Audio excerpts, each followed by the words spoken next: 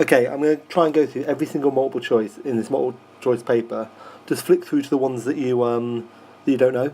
So, from question 1 to 5, this is going to be this first video is for question 1 to 5. Now, a positive output gap. As soon as you see positive output gap, personally, I find it easier if I draw the diagram. I think to myself, where is the positive output gap? Now this is the trend rate. This is the actual rate. And just to remember, just so we know these things, what are the labels? Down the bottom is time, and in the only diagram, real GDP is at the top. It's the only time real GDP would ever be at the top. Right, now I've got that diagram, it kind of makes me realise what the question's about. Now a positive output gap, we all know, is, don't go away, is this bit here, when the actual rate is above the trend rate.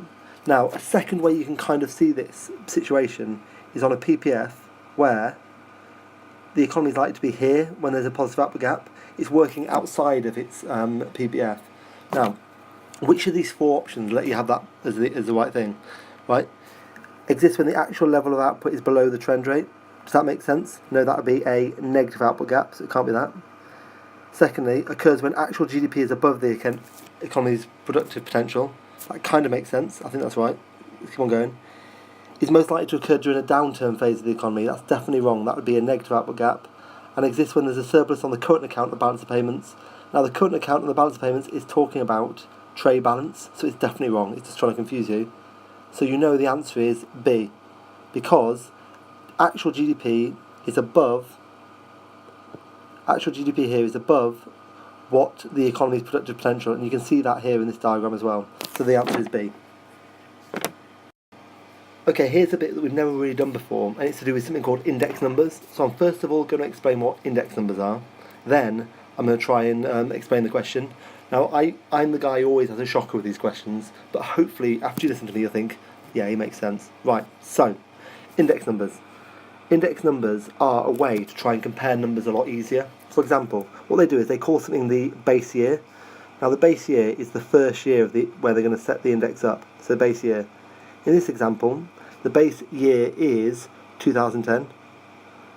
Now what they do is, whenever it's a base year, they call that number. So for example, if GDP was 200 billion in the base year, instead of calling it 200 billion, they're going to call it 100. And that's what they do. It makes it easier to compare other things. So for example, if you were trying to compare CPI changes with GDP changes,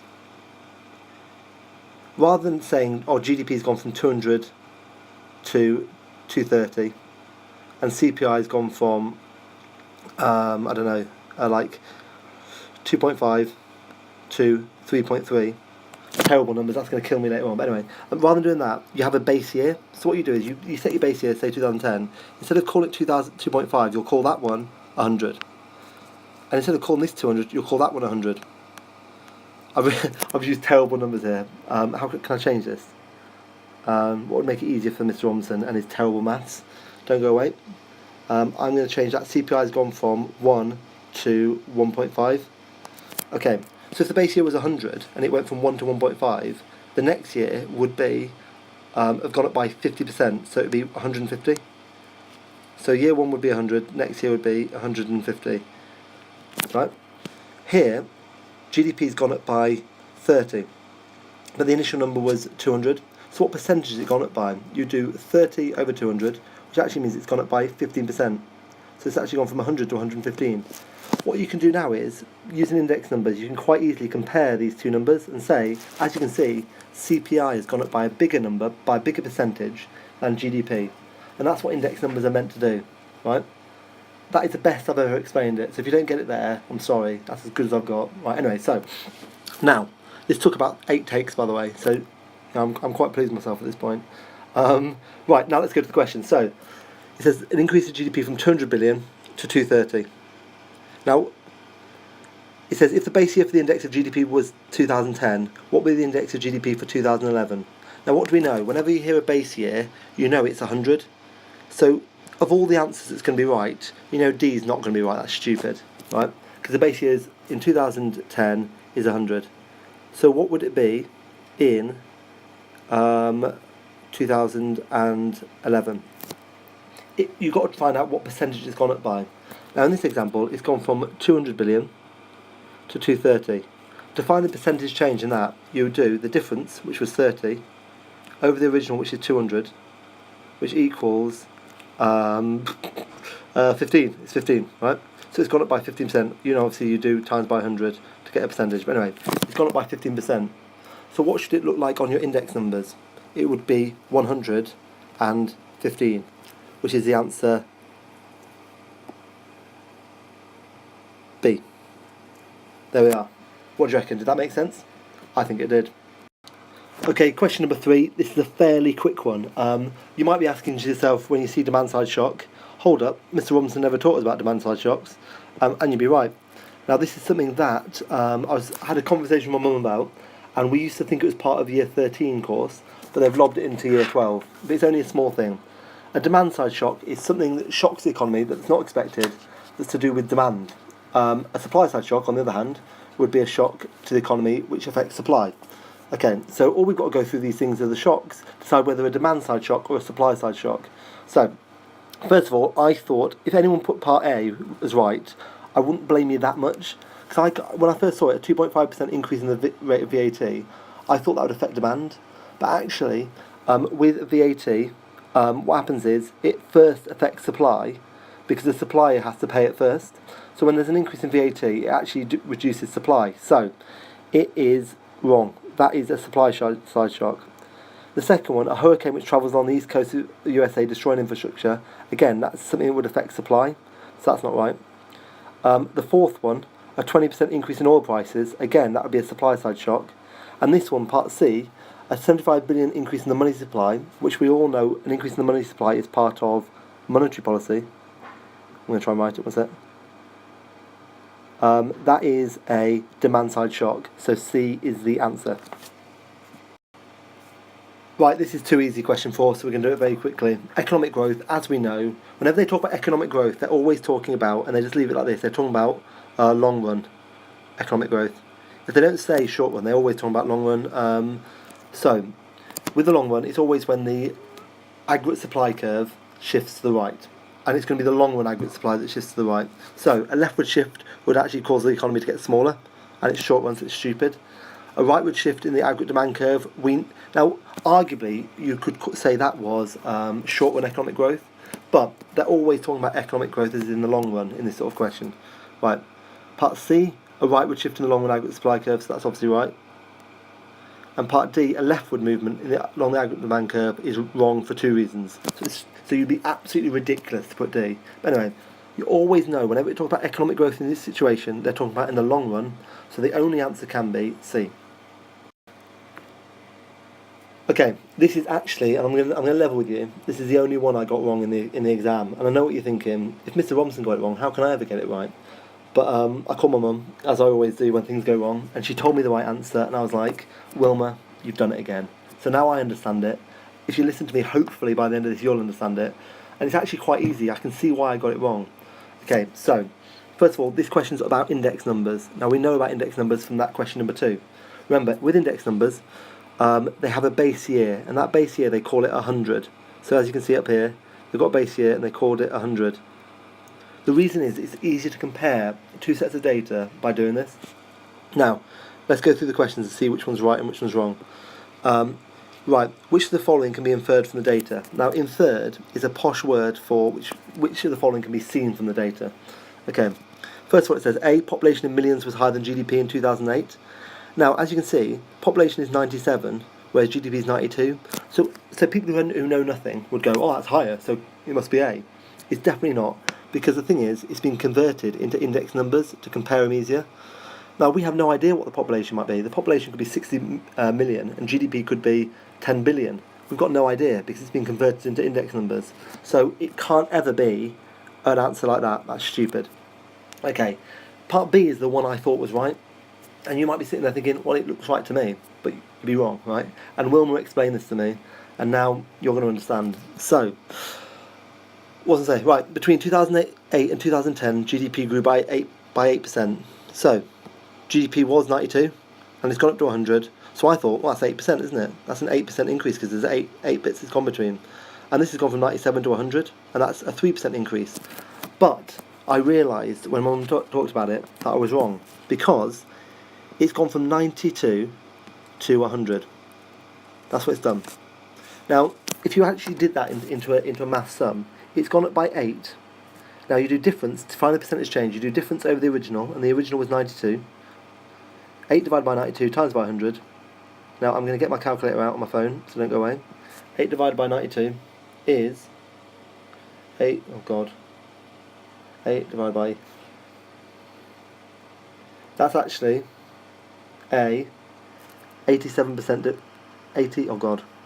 This hasn't gone wrong. Right, I didn't mean that. Sorry, don't go away. It's actually an 8.6 increase. Now, lots of people think, oh, because it's gone up by 8, it must be an 8%. But remember, whenever you find percentage, it's difference over the original. So it's just a clever way of absolutely screwing you over. If you look at the other one, it's gone up by 3, so it went from 97 to 100. But actually, it was difference of 3 over the original, which was 97. So 3 divided by 97 times by 100. And that was actually 3.09. So again, it's wrong. But that is just such an easy way of screwing you over, so it's actually worth doing the maths on that. Now next is, there was no growth in GDP per capita between 2010 and 2012. Now per capita means per person. So GDP went up by, between 2010 and 2012, it's gone up by 3%. Population, because it is 3% because it's gone from 100 to 103. Population has gone from 100 to 103 as well. Per capita means per person, so basically there's been no growth in GDP per capita. So that's the answer, it's got to be C. Now finally, D, money GDP increased more than real GDP. Now this would be wrong because real GDP takes into account inflation. Has this question got anything to do with inflation? No, it's talking about GDP and population. So that's completely wrong. I don't know why the hell they put that. Okay, I think that made sense. So if you didn't, listen to it again. Right, this is fairly easy. They've tried to make it scary. So actually, most of you should find this quite easy. Now I'm going to write a few things very quickly. Right, we know that AD shifts are caused by C plus I plus G plus X minus M. So any of those things can cause AD shifts. SRAS shifts, short run aggregate supply shifts, are caused by a change in a firm's cost of production. And finally, any changes in the long run LRAS is going to be caused by a change in Q squared cell. Now you should remember that. So as long as you know that to start off with, it should be fairly easy. Now we're just deciding whether the factor shifts it to the right or to the left. So I just go through these one at a time. Right. AD shifts to the right. Spending on imports increases. Now if we spend more on imports, as we can see, imports are a minus on the AD, so that's actually wrong straight away, because spending on imports would have to decrease. So I'm going to put a little X there, which means the rest of them are wrong. Okay. B, the budget surplus increases. Now if our budget surplus increases, what are we not doing? We're definitely not spending, because if we're getting more of a surplus, we're not spending. So that's wrong. So already, even though the other ones are right, it doesn't matter. The next one says current account deficit on the balance of payments decreases. So if we're not having a bigger deficit, we must be exporting more. So already we've got one thing that could be right. We're exporting more. The prices of imports rises. Now, as you would agree, that would affect a firm's cost of production. So that would actually cause SRS to go to the left. So that's right. The size of the working population increases. Again, that would be something that improves the quantity, or increases the quantity of labour. So again, I think it's got to be C. All those three make sense. Now let's just check D to make sure. D, it says consumer confidence improves. That's right. So that's hard. We're almost there. VAT increases. That would cause it to go to the left. And then it says wages fall. Now wages falling would actually affect SRAS. So that is stupid and it's wrong. I think that makes sense. See what you think. Just as an extra thing as well, with wages falling, arguably you could say if wages go up, people might have had more of an incentive to work. So therefore you could have potentially had LRAS shifting to the right, but because wages are falling, obviously it's not right. I think of all those ones, I could see you getting confused by A, because you thought imports would be an increase in AD, or potentially B, because you didn't really work out what it meant by budget surplus, but the answer is C. Okay, a nice easy one for the end of this video. As you can see in this diagram, they've done a thing where SRAS goes up, so there's an increase in supply in the economy. Now, you know this is going to be due, because it's SRAS, you know it's to do with cost of production. So it must have been something that reduces a firm's cost of production, because now they want to supply more. So, which of these would make sense?